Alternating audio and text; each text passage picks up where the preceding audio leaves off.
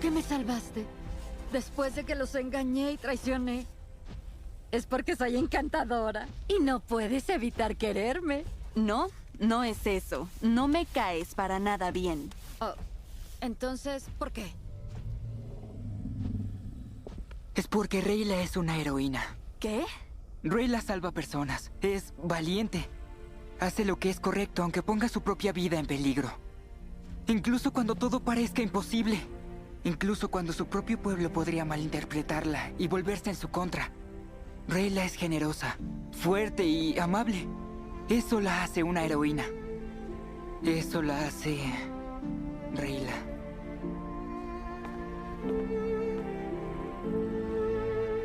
Eres tan...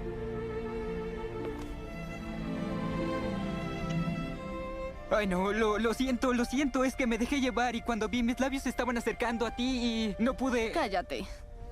¿Qué?